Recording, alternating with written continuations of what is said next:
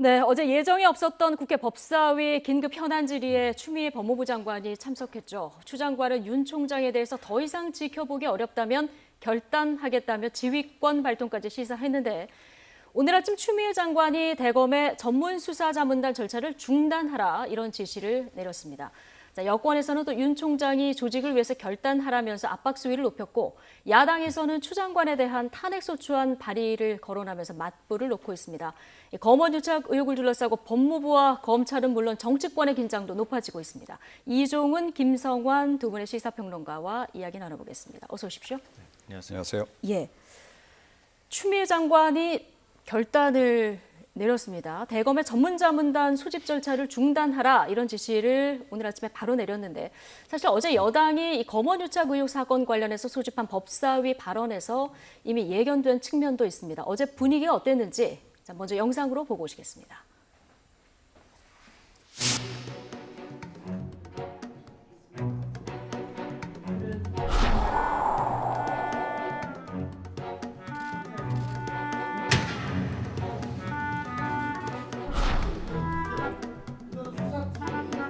거의 이제 총장의 눈치를 볼 수밖에 없는 일선 검사들로 구성이 됐다 이런 보도가 나오는데 혹시 확인하셨습니까? 자꾸 중앙지검한테 명단을 안 냈으니 개문 발차하겠다 하는 것은 상당히 그 핑계가 되는 것이죠. 일방적으로 끌고 가기 위한. 지금까지는 지켜보았는데 더 이상 지켜보기 어렵다면 저도 결단할 때 결단하겠습니다.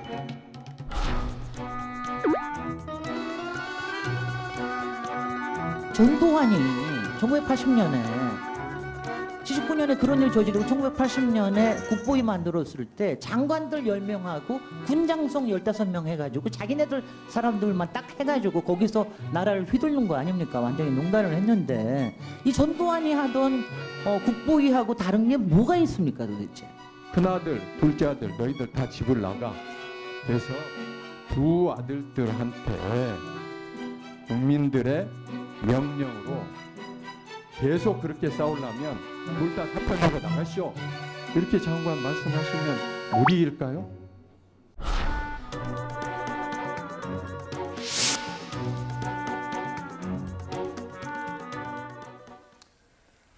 네, 어제 분위기가 이랬었는데요. 오늘 아침에 바로 추미애 장관이 이제 결단을 한 겁니다. 이게 지금 검언 유착 관련해서 전문수사자문단 구성할 건가 말 건가 여기에 대해서 지금 대검하고 그 서울중앙지검 사이에 갈등이 있었는데 추미애 장관이 오늘 아침 명확하게 지시를 내렸네요. 예. 네. 그러니까 수사권 발동이다, 지휘 발동이다 이렇게 보면 될까요? 직접적인 뭐 수사 지휘권 발동으로 보긴 좀 어려울 것 같습니다. 예. 그런데 뭐 일단은 이제 내일 원래 이제 자문단 회의가 예정이 돼 그렇죠. 있는데 하루 앞두고 일단 중단시키겠다라고 지금 나선 거예요. 네. 추미애 장관의 이번 지휘권 발동의 내용은 보면 기본적으로 절차와 관련된 부분입니다. 예. 그러니까 일단 자문단 회의 열지 말고 중단해라 하는 거 하나 있고요. 그 다음에 이제 서울중앙지검 이제 수사팀에게 제가 보기엔 사실상 특임 검사를 지명한 거나 다름없다라고 보는데, 예. 그러니까 수사 중간 과정에서 이 검찰총장의 지휘는 받지 말라는 얘기나 다름없죠. 보고하지 마라. 네. 최종 결과만 수사 결과만 이제 검찰총장에게 보고를 하라는 건데 이건 사실 특임 검사 방식이거든요. 예. 어제는 굉장히 그 특임 검사에 대해서는 신중한 반응이었었거든요. 예. 그런데 사실상 이제 특임 검사 예. 방식으로 가겠다라고 지금 이제 얘기를 하고 있는 겁니다. 그래서 뭐 이걸 뭐 구속을 해라 마라, 기소를 하라 마라 이런 식의 직접적인 뭐 수사 지휘다라고 보기는 어려운데. 절차에 대한 개입을 통해서 사실상 이제 수사를 간접적으로 지휘한 그런 결과가 아닌가 이렇게 생각을 합니다. 김성환 평론가님, 어제 분위기가 심상치는 않았는데 오늘 아침에 바로 이렇게 결단한 부분 어떻게 보십니까? 저는 법무검찰개혁위원회 그 회의 결과가 영향을 미쳤다고 생각합니다. 그동안에 이제 법무부 장관이 검찰총장을 우리 검찰청법에 보면은 지휘 감독할 수 있도록 돼 있습니다. 오로지 검찰총장만 할 수 있도록 돼 있거든요. 그러니까 그것에 따르는 지휘 감독권이 없는 것은 아니지만 예. 만약에 그렇게 해버렸을 경우에 예를 들면 과거 사례에서 봤던 것처럼 검찰총장이 그만두거나 아니면 검찰 조직 자체가 흔들릴 가능성이 있기 때문에 주저했던 측면이 있거든요. 예. 그런데 오늘 아침에 이제 그 법무검찰개혁위원회에서 지금 그 전문사 자문단에 맡기는 것은 검찰총장의 제 식구 감싸기일 수 있다. 이런 입장을 내놨어요. 그리고 난 다음에 지금 이제 추미애 장관이 사실상의 지휘권을 발동한 것이라고 볼 수 있거든요. 예. 그러니까 법무검찰개혁위원회의 어떤 그 회의 결과가 이번에 지휘권을 발동하는 데 있어서 영향을 미쳤다 이렇게 보입니다. 예.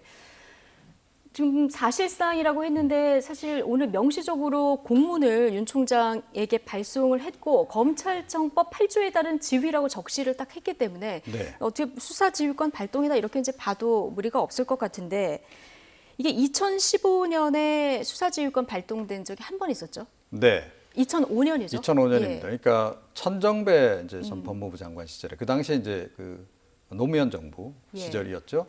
그때 이제 강정구 교수의 이제 국가보안법 이제 위반 혐의 논란과 관련해 가지고 이거를 뭐 이제 기소를 하느냐 마느냐, 뭐 예, 구속 수사할 거냐, 구속하느냐 마느냐, 뭐 불구속 이제 수사할 이런 거냐. 부분이 논란이 됐는데 예. 그 당시에 이제 불구속으로 이 수사를 해라라고 지휘를 한 적이 있습니다. 그러니까 예. 조금 조금 전에 말씀드렸듯이 이때 천 전 장관은 명확하게 이제 직접 수사 지휘를 한 거예요. 예. 그러니까 불구속으로 해라라고 이제 얘기를 한 거고 이번에 이제 추미애 장관 같은 경우에는 그렇게 딱 정확하게 수사 자체에 대해서 언급을 하진 않은 예. 거죠. 그런데 사실상은 뭐 제가 보기에는 결과적으로는 이게 구속 수사로 연결될 가능성이 굉장히 높고 지금 안 그래도 서울중앙지검 수사팀에서는 이미 이제 구속영장 발부를 하겠다라고 지금 이제 얘기를 한 상태이기 때문에 그렇게 진행될 가능성이 좀 높지 않나 이렇게 생각을 합니다. 예. 대검의 반응이 궁금한데 당시 그 김종빈 검찰총장 같은 경우는 수사 지휘를 받아들이고 그다음 사퇴를 한 이런 상황이라서 지금 추미애 장관의 이런 행보는 사퇴의 어떤 압박이라고 볼 수 있는 측면이 있습니까? 근데 저는 그렇게 생각하지는 않습니다. 예. 그걸 사퇴의 신호로 받아들인 것 자체가 좀 문제가 있다고 보고요. 왜냐하면 이번 사안 자체는 이전에 논란이 많이 됐던 수사와 관련해서 특히 윤석열 검찰총장과 예. 그동안의 이제 현 정부하고의 갈등이 됐던 부분하고는 좀 성격이 다르다고 생각해요. 그러니까 지금 이 문제가 이렇게 불거졌던 거는 윤석열 검찰총장의 최측근이라고 하는 한동훈 검사장이 걸려있기 때문 아니겠습니까? 만약에 한동훈 검사장이 걸려있지 않았다고 하면은 이렇게 사안이 복잡해지지 않았을 거예요. 제가 볼 때는. 그리고 그동안에 윤석열 검찰총장이 일관되게 유지해왔던 방침이나 기조가 뭐였습니까? 수사를 제일 잘하는 수사팀에서 결정하면 그걸 존중해야 한다는 거 아니겠어요?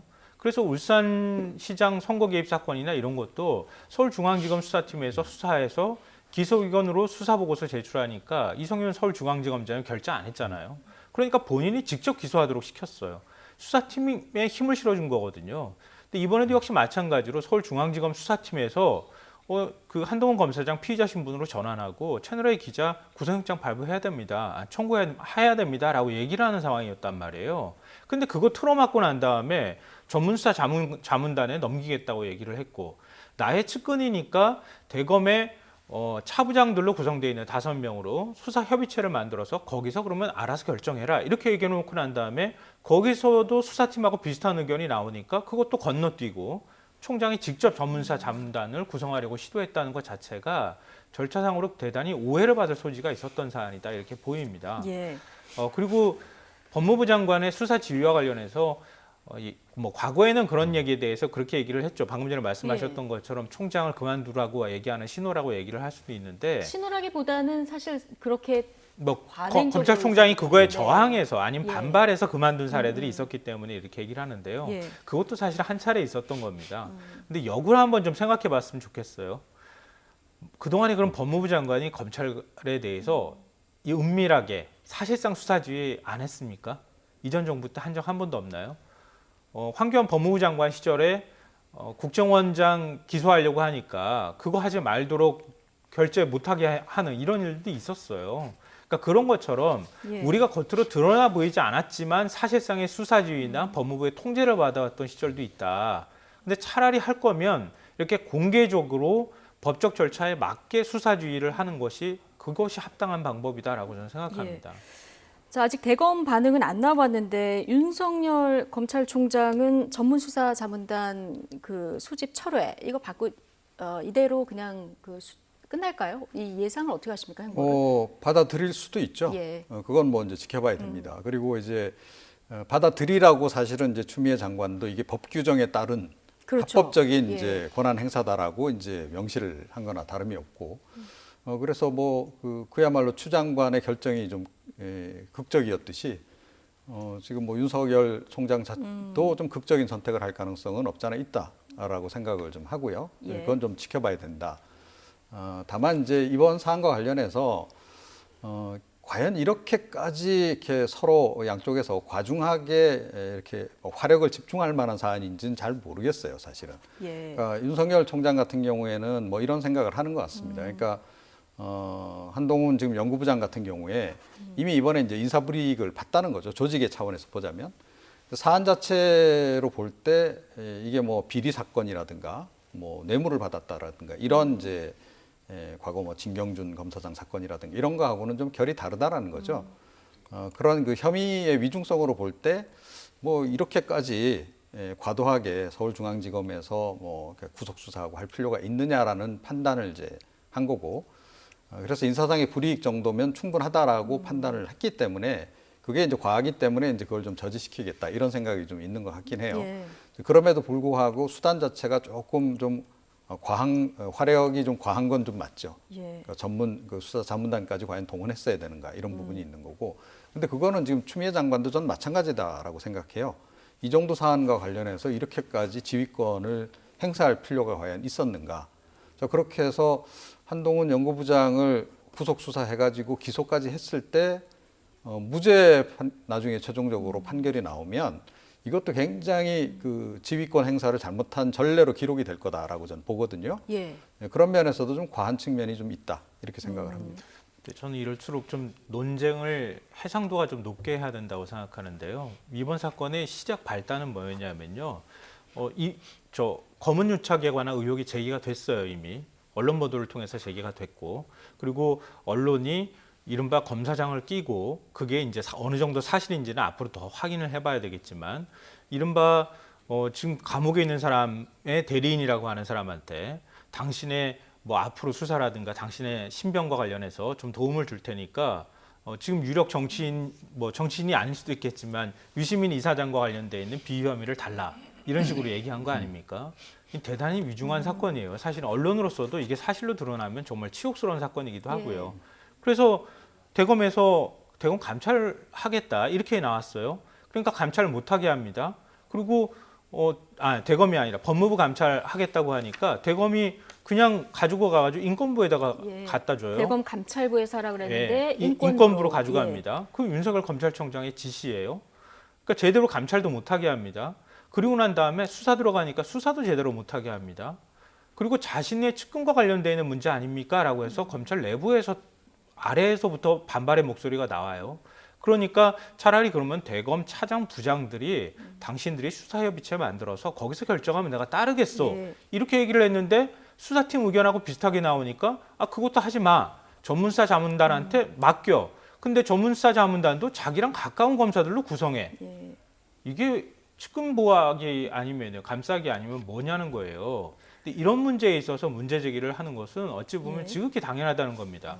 그러니까 논쟁 자체가 이게 억지로 윤석열 검찰총장을 마치 뭐 찍어내려고 한다거나 아니면 문제 제기를 해가지고 코너로 몰기 위해서 시작된 논쟁이 아니라 오히려 윤석열 검찰총장 스스로 코너로 좀 몰리고 있는 상황이 됐다. 이렇게 보이고요.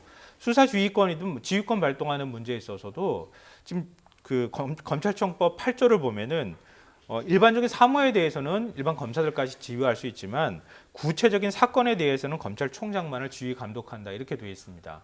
근데 지금 추미애 법무부 장관이 그냥 수사하지 마라, 구속하지 마라 이렇게 지시한 게 아니잖아요. 네. 전문수사 자문단을 구성하는 것을 하지 마라 이렇게 지시를 한 것이고요. 나머지는 수사해서 거기에 따른 것은 직보해라 이렇게 지금 바꾼 거예요. 그러니까 수사와 관련되어 있는 문제를 직접적으로 언급한 것은 아니다라는 말씀 드립니다. 이 전문수사자문단을 소집하는 게 맞냐 안 맞냐 이 논란이 지금 강요미수 혐의를 어떻게 해석하는 여기에 대해서도 좀 시각이 좀 갈리고 있는 것 같아요. 중간 제3자가 끼어 있기 때문에 이게 법리적으로 명확해 보인다, 또 아니다 이런 의견이 또 반반 나뉘고 있어가지고. 네, 그러니까 설령 강요 미수죄. 그러니까 예. 지금 서울중앙지검 이제 수사팀이 한동훈 연구부장에게 지금 이제 적용하려고 하는 혐의가 이제 그 혐의인데 과연 그 혐의로 이거를 구속을 할 사안이냐 하는 거예요, 일단은. 예. 그러니까 뭐 통상적으로 지금 전문가들, 그 법률 전문가들 얘기는 이런 거 가지고 구속할 만한 사안이 아니고, 그러니까 뭐 예를 들어, 그러니까 이게 법률적으로 굉장히 명확하다는 사람도 있고 네. 해석이 굉장히 어렵다는 사람도 있어서요. 그렇죠. 예. 그리고 이제 이 혐의 자체가 이때까지 이 혐의로 그렇게 중형을 선고받은 사람이 있냐는 거예요. 없다는 겁니다, 실제로. 그리고 이제 이 실형 선고가 나오는 경우도 거의 없고 그런 이제 사안이에요. 그래서 제가 보기에는 윤석열 총장 입장에서 보자면 이건 그렇게 큰 사안도 아닌데 이걸 가지고 구속까지 이거는 좀 과하다라는 생각을 하는 거라고 저는 일단 보는 거고요. 자, 그런데 전체적으로 보면 저는 지금 이번에도 윤석열 검찰총장이 확실히 본인도 인정했듯이 정무 판단은 좀 잘 안 되시는 분이구나 정무적 이런 감각이 생각이 좀 없다. 들어요. 예. 그러니까 정무 감각이 있다면 이렇게 지금 이제 스스로 약간 외통수로 좀 이렇게 몰려가는 그런 식으로 일을 처리하진 않았을 거예요. 그리고 추미애 장관하고 이렇게까지 이렇게 대립하는 이런 식으로도 안 갔겠죠. 적당히 타협하고 아마 넘어갔을 텐데 이것도 이제 그 윤석열 검찰총장의 일종의 그러니까 이제 뭐 본인의 어떤 그 원리 원칙주의 이것 때문에 이제 이렇게 된 거다라고 저는 이제 보고요. 나중에 이게 이제 뭐 제가 보기에는 얼마 지나지 않아서 다 이제 결론이 나올 거다라고 봐요. 그러니까 서울중앙지검 수사팀에서 설령 이제 구속영장 발부받아서 그게 이제 법원에서 과연 그게 인정이 될지도 좀 사실은 의문이고 설령 인정돼 가지고 구속 수사를 한다 하더라도 이게 과연 기소까지 갈 수 있을지도 지금 여전히 불확실한 상황이에요. 제가 보기에는 그 기자 뭐 관련해서는 그동안 보도가 많이 나왔습니다만 그 기자는 뭔가 약간 의도를 가지고 그렇게 약간 조작을 좀 하려고 했던 그런 측면이 분명히 좀 있는 것 같은데 예. 과연 이 검사가 그와 관련해서 그렇게 하도록 허락을 했을까? 그건 상식적으로 약간 좀 안 맞는 좀 그런 측면도 없지 않아 있어요. 그래서 이거는 조금 더 지켜봐야 되는데 예. 제가 보기엔 전체적으로 하여튼 너무 이게 좀 과하다라는 생각을 좀 지울 수가 없습니다. 어쨌든 네, 지금 뭐 전문수사자문단 수사심의위원회 서울중앙지검에서 수사 그다음에 법무부 또 감찰 굉장히 복잡하게 좀 돌아가고 있는 그러니까요. 이렇게 상황입니다. 복잡하게 예. 만들지 않아도 될 사안을 이렇게 복잡하게 만든 이유가 뭐냐. 결국은 측근이기 때문에 그런 것 아니냐. 이런 얘기가 나올 수밖에 없다는 거예요. 검찰 내부에서도 반발의 목소리가 나오고요. 일선 검사도 어제 이제 글을 또 올리기도 했다고 하지 않습니까? 내부망에다가. 근데 지금 뭐 강요미수 혐의가 적용이 될지 나중에 가서 유죄 판결을 받을지 안 받을지 문제를 떠나서 일단 검사들이 제일 법의 전문가라고 할 수 있잖아요. 그러니까 수사협의체에 차장검사와 부장검사, 대검 소속에 그래서 5명이 들어갔다는 거 아닙니까? 들어가고 거기에서 일종의 이른바 레드팀을 만들었다는 거잖아요. 그러니까 강요미수 혐의가 적용이 안 된다라고 주장하는 가상의 적군팀을 만들어서 서로 간에 그 안에서 치열하게 논쟁을 했다는 겁니다. 그러니까 우리는 잘 모르겠지만 수사팀이 어느 정도의 증거를 확보했는지도 거기는 아마 다 알고 있었을 거예요. 예. 그렇게 하고 난 다음에 마지막에 사실상 투표까지 했다는 거예요. 투표까지 했는데 강요미수 혐의 적용할 수 있다 명백하게 밝힌 사람이 2, 그리고 유보 입장이 3이었다고 해요. 근데 그 유보 입장도 레드팀과 같이 토론을 하고 난 다음에 일단은 유보한다 이런 입장이었기 때문에 사실상 수사팀의 의견에 손을 들어줬다고도 볼 수 있다고 해석을 하고 있습니다. 그러면은 강요미수 혐의를 적용하는 것이 일단 맞다고 본 거예요. 그러니까 대검에서 판단할 때. 근데 그걸 받아들이지 않은 거예요. 받아들이지 않고 전문수사자문단 구성하는 것도 반대했어요. 반대했는데 윤석열 검찰총장은 차부장이 이런 식의 의견을 모으니까 과장한테 시킵니다. 과장한테 시켜가지고 전문수사자문단 구성하는 거 어떤 사람으로 구성하면 좋을지 알아봐라, 확인해라. 그런 다음에 구성 작업에 들어가요. 이게 아니 검찰이라는 조직이 검찰총장 한 명만 있는 조직이 아니잖아요. 체계가 있고 그 체계를 통해서 그동안에 검사 동일체 원칙이라는 말까지 나왔던 거 아닙니까? 근데 직접 수사를 담당하는 수사팀도 이거는 혐의 적용 가능합니다 얘기하고 서울중앙지검장도 얘기하고 그리고 대검 차부장들도 얘기하는데 그 밑에 있는 과장급을 얘기를 시켜가지고 전문수사 자문단을 구성하고 자기와 가까운 검사를 구성한다. 이걸 어떻게 봐야 되겠습니까? 어쨌든 뭐 브리핑을 정확히 받을 수 없는 상황에 여러 언론 보도가 좀 쏟아져서 판단하기도 굉장히 어려운 상황인데 뭐 서울중앙지검은 중앙지검대로 언론에 발표를 하고 대검은 대검대로 또 반응을 언론에 발표하고 그 안에서 해결이 안 되고 나오는 장면도 참 낯선 장면들을 지금 국민들이 보고 있는 상황인데 김성환 평론가께서 오늘 추미애 장관의 수사 지휘권 이 어떤 명확한 지시를 내린 이 부분이 뭐 사퇴 압박은 아니다 얘기를 하셨는데 여권에서는 조직을 위해서 결단해라 이런 목소리가 좀 나오는 것 같아요. 이 그 부분은 결단하라는 어떻게 게 사퇴하라고 하는 데까지는 가지 않은 이것도 거라고 해석의 봐요. 여지가 있다. 예, 일부 의원은 그렇게 주장할 수 예. 있지만 당론으로 사퇴하라 이렇게 하기에는 전 대단히 부담스러운 일이라고 생각하고요. 그리고 이 문재인 대통령 국정 운영하는 데 있어서 상당히 부담스러울 겁니다. 얼마 전에 문 대통령이 얘기했잖아요. 법무부 장관하고 검찰총장이 잘 협의해서 해라. 예. 국민의 인권에 맞는 그런 방식으로 좀 앞으로 잘했으면 좋겠다. 이런 의사표명까지 했잖아요. 근데 지금 이제 코로나19 때문에 계속 코로나19 확산하고 있는 상황이고 경제 위기 때문에 국민들이 지금 아우성을 치고 있는 상황인데 지금 검찰 문제가 이렇게 싸우는 것 자체가 이게 맞습니까? 그건 아니잖아요. 그러니까 이런 방식으로 더 시끄럽게 하는 것은 바람직하지 않다. 이런 것이고요.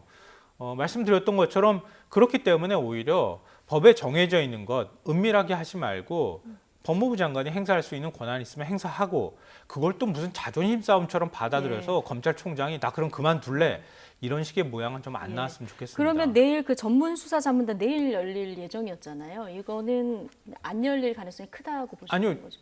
지시를 안 내렸기 열리는 거, 때문에. 예, 안 그렇죠. 열리는 거죠. 예, 할 수 예. 있는 권한을 갖고 있는 법무부 장관이 그 명확히 지휘권을 지시를 했기 때문에. 했기 예. 때문에 전문수사 자문단은 아무리 검찰총장이 열고 싶어도 열 수가 없습니다. 예. 지금 통합당은 추미애 법무부 장관에 대해서 지금 해임 건의안 카드를 만지작거리고 있는 이런 상황입니다. 그런데 발의는 할 수 있는데 이게 뭐 어차피 올려도 통과는 되게 어려운 상황이잖아요. 안 되는 거죠. 예. 그러니까 이제 뭐 정치적인 이제 의미만 있는 거죠. 예. 그야말로 부적절하다. 뭐 이제 그 얘기를 지금 하고 싶은 예. 거고. 오늘은 또 탄핵 소추안 발의까지 거론을 했어요. 예, 그렇습니다. 이제 그러고 지금 제가 보기에는 그럼에도 불구하고 지금 미래통합당이 원내 전략이라고 하는 게 지금 제대로 좀 작동을 안 하는 게 아닌가 이런 생각이 들어요. 그러니까 실효적인 지금 방법을 못 찾고 있는 그런 예. 그 상황이 아닌가 이렇게 생각이 들고 조금 전에 이제 김성환 평론가께서는 아니다라고 얘기를 했지만 최근에 더불어민주당 의원들이 지속적으로 이야기하고 있는 내용을 보면 결국 이 윤석열 검찰총장에게 사표 내고 나가라는 얘기를 하는 거나 다름없다라고 봐요. 예. 본인도 아마 그렇게 느끼고 있을 겁니다. 그래서 아마 고민을 되게 하고 있을 것 같아요. 내가 그냥 이 시점에서 이걸 던져야 되나 말아야 되나 아마 고민을 많이 하고 있을 것 같고 이번에 그 본인이 의도했던 대로 이 자문단 회의를 개최하기 어렵다라고 한다면 어쩌면 결단을 내릴 가능성도 없잖아 있다라고 저는 생각을 합니다. 그런데 과연 이런 식으로 가져가는 것이 문재인 대통령에게도 그렇고 과연 여당에게도 뭐 얼마나 도움이 될는지 잘 모르겠어요. 저는 추미애 장관은 오히려 좀 동기가 분명하다라고 생각을 해요. 예. 그러니까 뭐 본인의 어떤 향후 정치 행보에 도움이 되는 것이라고 생각하기 때문에 윤석열 때리기를 계속 하고 있는 거죠. 네, 이종훈 핵심, 평론가 견해로. 예, 핵심 친문 세력들의 이제 지지를 얻어야 되니까 이제 그런 건데 그럼에도 불구하고 좀 과도한 측면은 분명히 있는 거고요. 최근에도 이제 표현 관련한 논란이 좀 많이 있었는데. 그러니까 저렇게 거친 표현을 써가면서까지 그 윤 검총장 본인 말로 따르면 이제 자기의 지위를 받는 관리 대상이라고도 볼 수 있는 아랫사람인데 아랫사람에게 저렇게까지 하는 것 그것이 과연 이제 어떤 모양새로 서로 국민들에게 비칠지도 좀 고민을 해야 되는데 그런 부분에 대한 별로 고려는 없는 것 같고 네. 자기의 어떤 정치적인 목표를 향해서 굉장히 맹렬하게 지금 나가고 있는 그런 그 상황이다. 그리고 여당도 지금 마찬가지인 거 같은데요. 윤석열 검찰총장을 사퇴시킨다고 해서 과연 본인들이 원하는 것을 얻을 수 있을까? 저는 상당히 의문입니다. 그러니까 차기 검찰총장이 윤석열 총장보다 더한 사람이 올 수도 있다라고 저는 생각을 해요. 예. 예. 자, 이런 가운데 오비 일학일까요? 추미애 법무부 장관 아들 군 복무 중에 휴가 미복귀 의혹에 대해서 이제 이 통합당이 고발해서 수사가 뭐 진행이 되고 있었는데 어제 군 관계자들을 소환 조사했다 이런 보도가 언론을 통해서 나왔습니다. 소환 조사한 게 꽤 됐어요. 예. 보니까 시일이. 그리고 언론에 이제 그 내용이 흘러나온 건데요. 근데 그 부분에 대해서 일단 이게 어떤 의혹이었습니까? 추 장관 아들이 2017년 무렵에 그러니까 예. 카투사에 근무를 하고 있었는데요. 그러니까 그 휴가를 나옵니다. 열흘짜리 휴가를 나왔다가 휴가를 더 연장했으면 좋겠다 이렇게 예. 요청을 합니다. 요청을 하는데 그게 잘 받아들여지지 않았다는 거예요. 그러니까 나중에 당시 추미애 그 민주당 대표가 그 카투사 부대로 전화를 해서 그 부대의 상황실 대위가 내려와서 그걸 승인하도록 했다. 이게 이제 그동안에 제기됐던 의혹의 핵심이고요. 추미애 장관은 내가 전화한 바는 없다 이렇게 얘기를 했고요. 예. 그리고 당시 아들이 아파서 오히려 휴가를 조금 더 연장해 줬으면 좋겠다고 얘기를 했는데 그게 부대 내에서 의사소통이 제대로 되지 않아서 벌어진 일이다 이렇게 지금 얘기를 하고 있는 상황입니다. 근데 그거에 대해서 검찰 고발이 들어가니까 검찰이 이제 수사를 서울 동부지검인가요? 수사를 하고 있는 상황이라고 하는데, 그러니까 추미애 장관의 발언의 핵심은 그거예요. 그러니까 지금 수사 중인 사안이잖아요. 수사 중인 사안이고 이렇게 미묘한 시점에 그 당시에 아들과 함께 근무를 했다고 하는 그 부대원을 참고인 신분으로 조사해서 그 사람이 어떻게 얘기했다더라. 나는 그걸 되게 이례적으로 받아들였다. 이런 내용까지 언론에 흘렸다는 겁니다. 이게 일종의 망신주기거나 모욕주기에 가까운 것이고 이런 방식으로 수사 내용을 일부러 흘리는 게 맞는 것이냐. 예. 이 부분에 대해서 상당히 불쾌해하는 것 같습니다. 예. 어제 지금 말씀하셨으니까 이것도 역시 법사위 긴급 현안 질의 중에 나왔었던 건데 검찰 수사 상황 언론 보도에 대해서 정말 검언유착이 심각하구나. 자, 이런 말을 했는데 이 발언 잠깐 듣고 오시죠. 정말 검언유착이 심각하구나. 또 한 번 저는 감탄하고 있습니다. 이다지 또 법무부 장관에 대해서도 검언유착으로 제가 보호하고 싶은 아들의 그 신병까지도 이렇게 낱낱이 다 밝히는데 참 대단하다 감탄하고 있는 그런 참 경이로운 세상에 살고 있다 생각하는데요. 사실은 제가 이렇게 낱낱이 얘기하면 또 수사의 가이드라인을 제시한다라고 할까봐 더 이상은 얘기하지 않겠습니다만 아이는 굉장히 사실은 많이 화가 나고 사실 굉장히 슬퍼하고 눈물을 흘리고 있습니다. 더 이상 건드리지 말아 주셨으면 좋겠고요. 아까 이 시점에 군인 관계자 소환 시점이 좀 미묘하다 이런 얘기는 해주셨는데 어쨌든 검언유착이 심각하다, 매우 경이로운 세상에 살고 있다. 그리고 마지막에 더 이상 건드리지 말아주셨으면 좋겠다 이 발언까지 듣고 왔습니다. 어떻게 들으셨습니까? 서울 동부지검에서 지금 수사를 하고 있는데 수사팀에서 자기 아들 관련한 내용을 언론에 흘렸다라고 지금 거의 단정하시는 것 같아요. 그런데 그게 맞는지 아닌지는 모르죠. 그러니까 언론이 어떤 취재원으로부터 취재를 해서 했는지 지금 밝혀진 게 없습니다. 저건 너무 좀 속단일이다라고 저는 생각을 하고 굉장히 위험한 발언이다라고 저는 보고요. 그리고 추미애 장관도 어찌됐건 지금 이 정권에서 굉장히 중요한 인물 아닙니까? 그죠? 중요한 역할을 하고 있고 또 지금 논란의 대상이 되고 있고 당연히 언론사들은 이 장관의 주변 상황에 대해서도 관심을 가질 수밖에 없고 그와 관련해서 뭔가 의혹이 불거지면 보도하는 건 당연한 거 아니겠습니까? 오히려 사실 과거 같았으면 지금 뭐 이런 수사가 진행됐다거나 하면 그와 관련한 내용이 좀 더 지금보다 자세하게 알려졌을 가능성이 훨씬 더 높죠. 그런데 꽤나 지금 오랜 기간 동안에 지금 덮여 있었던 건데 예. 최근에 이제 본격적으로 이제 관련자들 수사에 들어가면서 지금 그제서야 알려지고 있는 그런 상황이다. 오히려 국민의 알 권리가 제가 보기엔 과거에 비해서 훨씬 지금 충족이 안 되고 있다. 이 점을 좀 지적 안 드릴 수가 없고요. 자, 이제 추 장관 아들 문제와 관련해서 추 장관은 이렇게 생각하는 것 같아요. 그러니까 윤석열 검찰총장이 서울 동부지검 수사팀에 지시를 내려서 이게 지금 미묘한 시기에 지금 일부러 지금 이 수사에 착수한 거 아니냐. 이런 의심을 좀 꽤나 가지고 있는 것 같은데 진보 진영에서도 마찬가지고요. 그럼 서울 동부지검 수사팀이 윤석열 검찰총장의 수사 지휘를 받아서 이렇게 했다라는 이제 그 전제 자체가 과연 말이 되느냐. 예. 이게 법조계 내에서 지금 나오고 있는 얘기예요. 그러니까 최근에 전반적인 어떤 검찰 내부의 상황으로 볼 때 윤석열 총장에 대해서 지금 뭐 정부 여당에서 저렇게 압박을 가하고 있고 추미애 장관이 저렇게 압박을 가하고 있고 그런 상황에서 밑에 수사하는 수사팀 검사들이 윤 총장 말을 이렇게 듣고 움직이겠느냐. 눈치 보고 있을 가능성이 훨씬 더 높죠.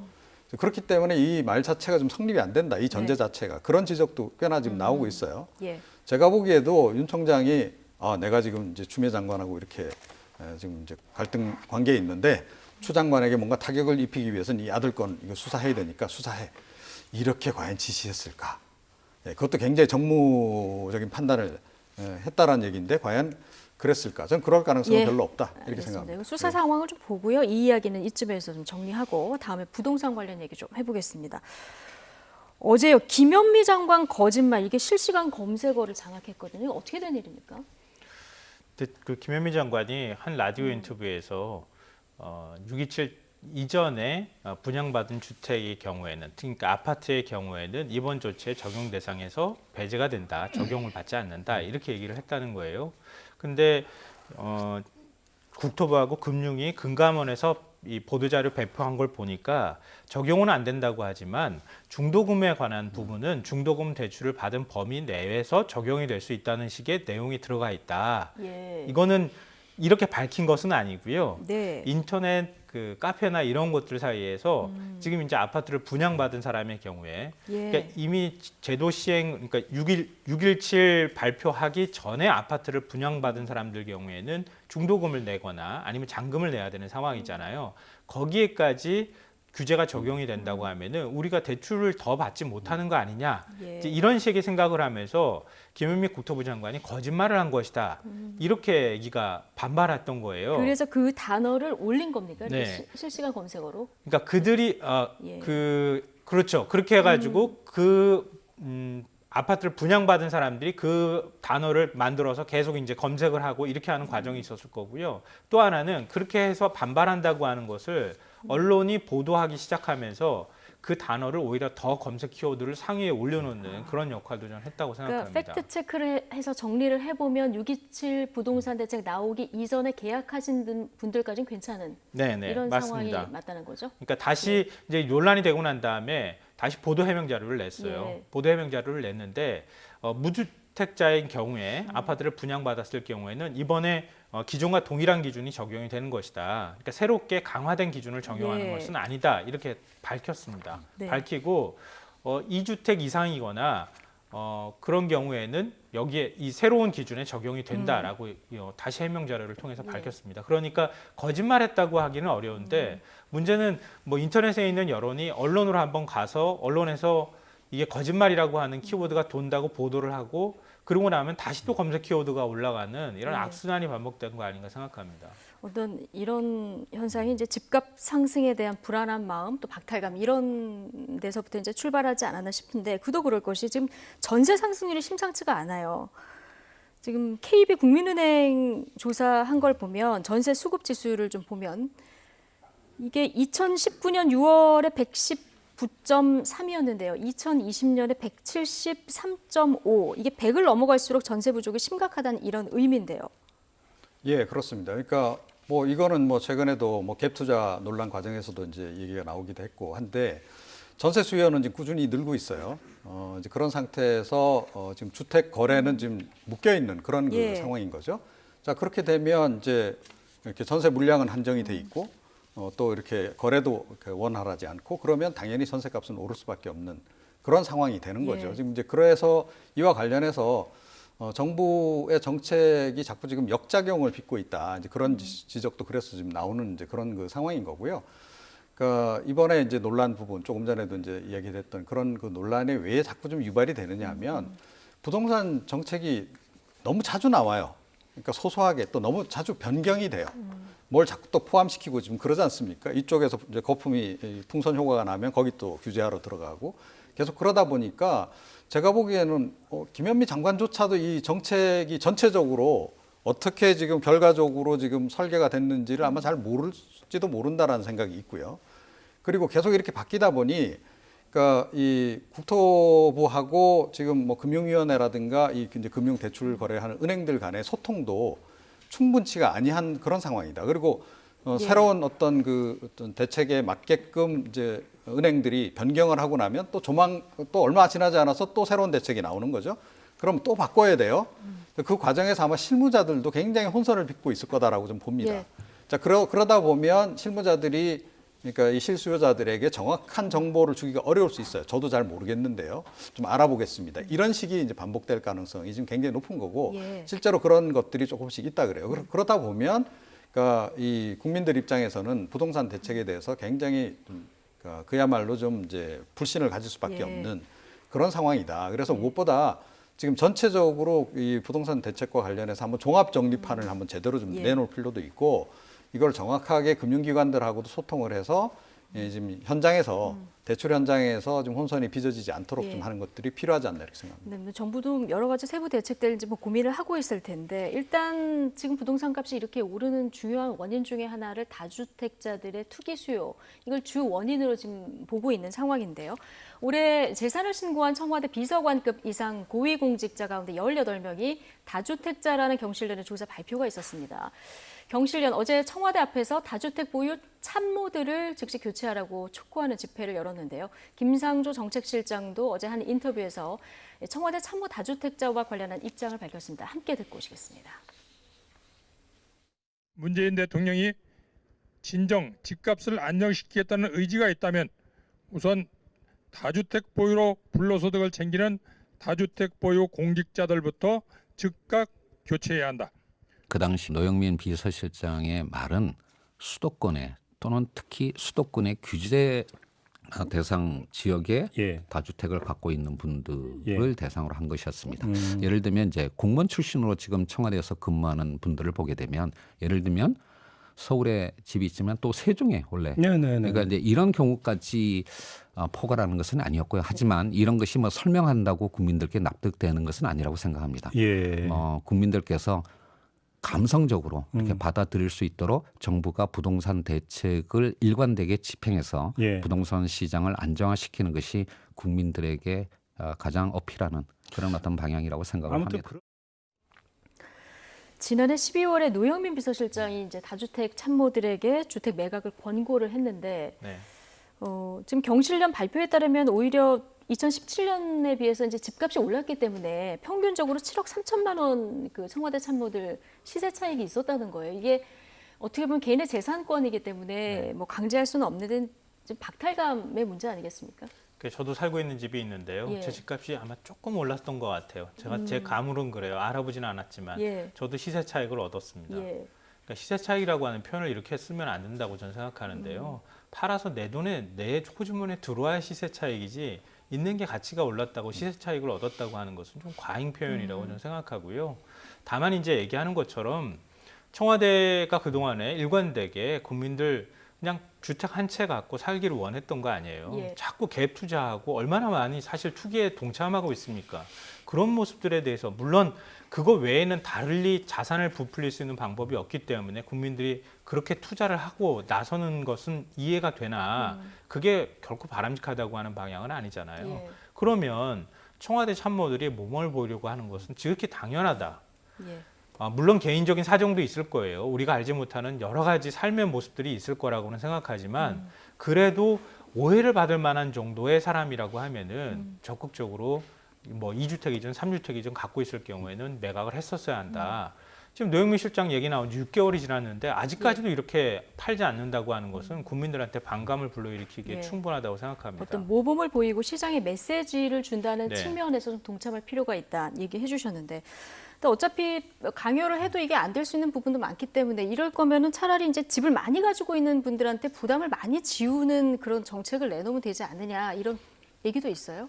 그러니까 제가 보기에는 청와대도 그렇고 예. 지금 경실련의 이번 저 시위도 그렇고 좀 본질을 좀 많이 비껴간 거다라고 생각을 해요. 그러니까 청와대 참모진들이 여분으로 가지고 있는 주택들 다 정리한다 그래서 부동산 문제가 해결이 되나요? 실질적으로. 예, 해결 안 된다는 거죠. 그리고 저는 그래서 처음부터 이런 지시를 내린 것 자체가 이건 굉장히 좀 문제가 있었다라고 생각을 해요. 예. 그러니까 개인 재산권에 대해서 이래라 저래라 얘기하는 것도 부적절했을 뿐만 아니라 그리고 결과적으로 그것도 약속도 지키지도 못했잖아요. 예, 그런 면에서 이건 굉장히 좀 부적절했다라고 생각하고 있고 경실련도 마찬가지다. 네. 그러니까 부동산 대책의 전체적인 지금 그림을 지금 다시 그려서 어떻게든 이제 부동산 시장을 안정화시키는 쪽에 집중을 해야 되는데 너무 좀 이런 상징적인 부분에 지금 이제 매달리는 게 아닌가. 저는 그렇게 생각합니다. 예. 네. 근데 이게 짧게요. 예, 메시지가 굉장히 중요하잖아요. 네. 핀셋 규제라고 해서 여기 규제하면 저기 튀어나오면 저기 규제하고 이런 방식으로 가지 말고 차라리 얘기했던 것처럼 확실하게 투기 못하게 하겠습니다라고 하면은 확실하게 못하게 하는 메시지를 줘야 하는데 지금은 규제 나오면은 오히려 더 오를 것이다라고 하는 예. 심리가 생겨난 거 아닙니까? 예. 그것 자체는 실패한 것이다. 하지만 부동산 정책은 계속 땜질식일 수밖에 없습니다. 시장이 움직이는 데 따라서. 그것 자체를 우리가 비판해서는 안 되고요. 보다 근본적으로 보유세 인상이나 이런 부분까지도 우리가 검토를 해볼 시점이 되긴 됐다. 네. 그런 부분에 관한 토론이 좀 이루어져야 된다고 생각합니다. 지금 나오는 어떤 핀셋 규제보다는 투기를 잡을 수 있는 실질적인 좀 큰 네. 대책들, 큰 틀에서 나와야 된다. 두 분 말씀 공통적으로 이 부분에서 종합이 되는 것 같습니다. 이종훈, 김성환 두 분의 시사평론가와 함께했습니다. 고맙습니다.